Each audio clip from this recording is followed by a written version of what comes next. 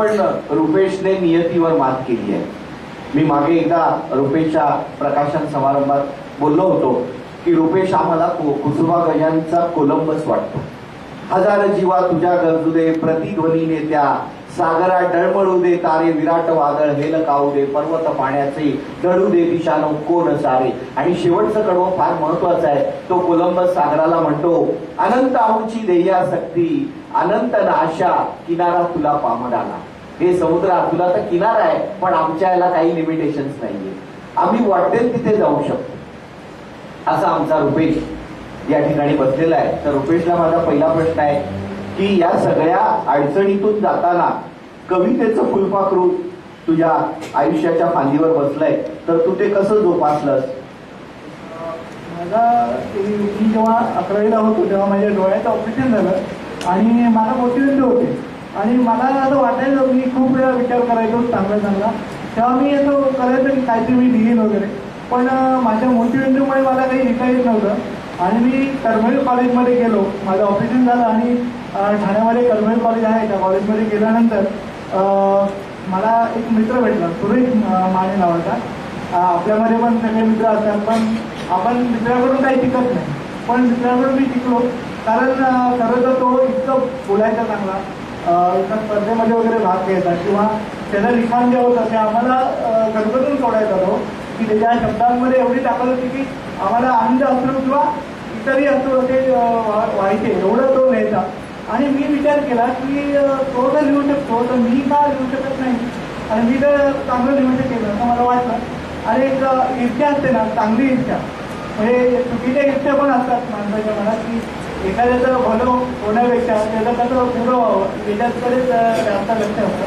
परंतु मी त्याच्याकडून प्रेरणा घेतली आणि बोललो त्याच्यावर एखादी कविता होईल का. पण त्याच्यावर कविता करताना मी थोडंसं घाबरलो किंवा थोडंसं धास्तावलो की बोललो आता याच्यावर कविता करायची म्हटलं तर तो आणि त्याचे मित्र मला हस्तीत करून मी जर कविता जर त्या प्रकारची तर बनवली नाही. आणि मला रायटर असतो, त्यामुळे मला एखादं लेटर लिहिता येत नव्हतं तेव्हा, स्पीडमध्ये नव्हतं ना माझं. त्यामुळे तर मी कवितेचा फॉर्म वापरला आणि बोलला आता कविता करूया. पण मी बोललो एक तर माझ्या विषयावर मी करतो एखादी आणि मग त्याच्यावर करूया. तर स्वप्न नावाची एक कविता होती ती मी केली होती. आणि खरं सांगतो की कविता लिहिणं हे इतकं अवघड असतं की प्रमाणाच्या पेक्षा बाहेर अवघड असतं ते. मी मला वाटतं 4 का 5 पानं पाडली. स्वप्न कविता होती आणि 4 ते 5 पानं पाडल्यानंतर 26 जानेवारी 2001 मध्ये, दिवस पण बघा चांगला होता, 26 जानेवारी 2001 मध्ये मात्र मी कविता पूर्ण केली. आणि तो दिवस असा होता की मी निबंध स्पर्धेवरून आलो होतो. नुकताच निबंधामध्ये मी जवळजवळ 4-5 पानं रायटरकडून लिहून घेतली होती. तर मला सराव पूर्ण झाला होता त्या दिवशी. आणि मी कविता आली, म्हणजे स्वप्न कशी असावी, स्वप्न आपल्या आवाजातली असावी, स्वप्न नवीन फिरायला किरण असावा त्याच्यात वगैरे, अशा सगळ्या गोष्टी त्याच्यामध्ये होत्या. आणि चारोळी टाईप मी कविता लिहिली आणि मी पप्पांना दाखवली पहिल्यांदा. तर पप्पा म्हणाले चारोळी टाईप आहे, खूप छान बनवली आहे, तर अशीच बनवत राहा. आणि माझा मावळ जो अभिजित यांनी काही 2-3 कविता बनवल्या होत्या, त्यामुळे मला असं वाटलं की आता लिहिलीच पाहिजे, म्हणून स्वप्न कविता पूर्ण झाली. त्यामुळे खरं स्वप्न पूर्ण झालं. आणि आज स्वप्न कविता म्हणजे माझा एक कवितेचा जाहीरनामा आहे. तसं बघायला गेलं की कविता कशी पाहिजे माझी, तर मी त्या कवितेमध्ये सांगितलं की माझी कविता अशी पाहिजे. व्हेरी गुड, जोरदार टाळ्या होत्या. रुपेश, कविता तू लिहिल्यास सगळं झालं, तर आजचं जे वातावरण आहे, अनेक मुलं लवकर फ्रस्ट्रेट होतात, निराशा येते त्यांना. देवाने त्यांना चांगले 2 हात पाय सगळं दिलेलं असतं, तरीही आपण बातम्या वाचतो की 4थीच्या मुलाने आत्महत्या केली, 11वीच्या मुलाने आत्महत्या केली. मग हे सगळं बघितल्यावर तुझ्यातला कवी असं काय सांगतो तुला? तू कधी त्याच्याबद्दल चिंतन केलंयस का की अरे हे काय होतंय नेमकं? नाही, ते तर मला काहीच कळत नाही की आजकालची मुलं अशी का करतात. कारण डिप्रेशन सगळ्यांनाच होतं. मलाही डिप्रेशन आलं होतं.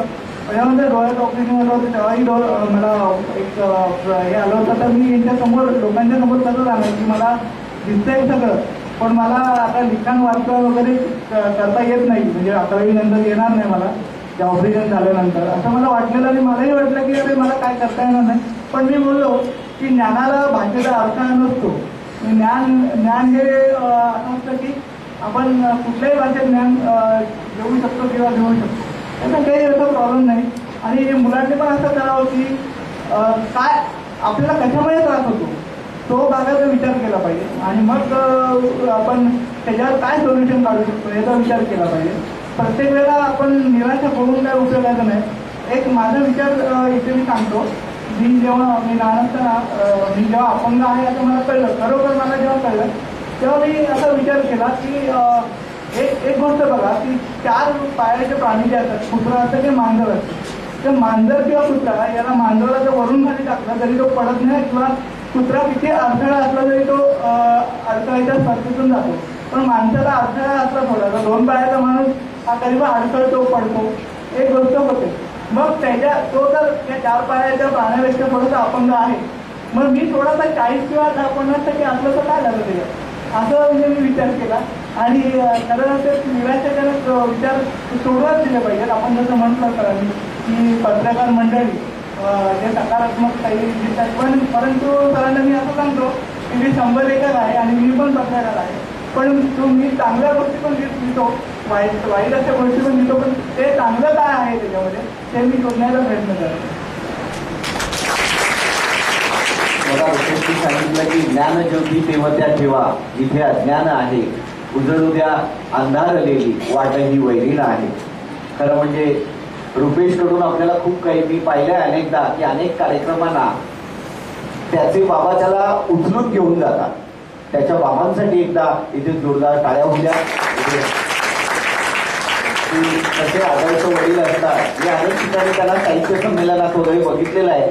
चक्क एखादं 6 महिन्याचं बाळ हातात घ्यावं तसं त्यांनी आपल्या मुलाला उचलून कार्यक्रमात आणून तिथे कविता वाचून, म्हणजे केवढी रसिकता आहे बघा. मुद्दाम तुमच्या समोर अशी उदाहरणं आणण्याचं कारण काय, तर छोट्या छोट्या गोष्टींनी आपण निराश होता कामा नये. मी आता आदितीला विनंती करेन की तिने तिच्या 2 कविता वाचून दाखवाव्यात.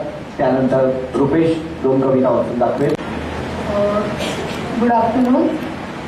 मी ते माझं नाव आदिती जांगिरदार आहे आणि आता सरांनी एवढं कौतुक केलं. आय एम रिअली ओव्हरवेल्ड आणि आय होप तुम्हाला माझी कविता आवडेल. माझी पहिली कविता आहे, स्वतःच्याच मनाला विचारा. काही प्रश्न आपण स्वतःच्या मनात सतत विचारत असतो, ते मी कवितेत घालण्याचा प्रयत्न केलेला आहे. स्वतःच्याच मनाला विचारा. खरंच आहे ते वेडं का कोणी झपाटलं त्याला, खरंच आहे ते वेडं का कोणी झपाटलं त्याला, खरंच आहे ते शहाणं का कोणी समजावलं त्याला. स्वतःच्याच मनाला विचारा. खरंच आहे ते सामान्य का कोणी दाबले त्याला, खरंच आहे ते सामान्य का कोणी दाबले त्याला, खरंच आहे ते निराळे का कोणी सजवले त्याला. स्वतःच्याच मनाला विचारा. खरंच आहे ते सुंदर का कोणी नटवले त्याला, खरंच आहे ते सुंदर का कोणी नटवले त्याला, खरंच आहे ते कुरूप का कोणी असे दर्शवले त्याला. स्वतःच्याच मनाला विचारा. खरंच आहे ते जाणते का कोणी कळवले त्याला, खरंच आहे ते जाणते का कोणी कळवले त्याला, खरंच आहे ते अजाण का कोणी फसवले त्याला. स्वतःच्याच मनाला विचारा. खरंच आहे ते सीमित, खरंच आहे ते सीमित का कोणी थांबवले त्याला, खरंच आहे ते अथांग का कोणी पसरवले त्याला. स्वतःच्याच मनाला विचारा. खरंच आहे ते महान का कोणी फक्त नावाजले त्याला, खरंच आहे ते महान का कोणी फक्त नावाजले त्याला, खरंच आहे ते लहान का कोणी खेळवले त्याला, खरंच आहे ते लहान का कोणी खेळवले त्याला. स्वतःच्याच मनाला विचारा. थँक्यू.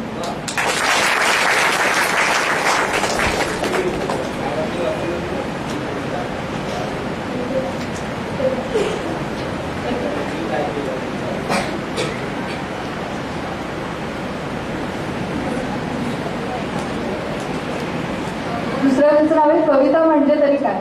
म्हणजे आता मॅमनी आणि सरांनी एवढं कवितेबद्दल सांगितलं, पण मला जे वाटलं ते कवितेच्या मी लिहायचा प्रयत्न केलाय की कविता म्हणजे तरी काय. कविता म्हणजे तरी काय, दुधावरची शुभ्र साय.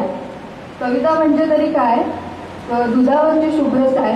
कविता म्हणजे तरी काय, उदरात 33 कोटी देव असलेली गाय. कविता म्हणजे तरी काय, नकळत सुचलेला उपाय. कविता म्हणजे तरी काय, स्वतःच केलेला स्वाध्याय. कविता म्हणजे तरी काय, कुणाचाही न होणारा अपाय. कविता म्हणजे तरी काय, प्रश्न पडल्यावर सुचलेले अनेक पर्याय. कविता म्हणजे तरी काय, सर्वांना मिळणारा खरा न्याय. कविता म्हणजे तरी काय, सर्वांची निकट माय. कविता म्हणजे तरी काय, आपला माथानी गुरुचे पाय, आपला माथानी गुरुचे.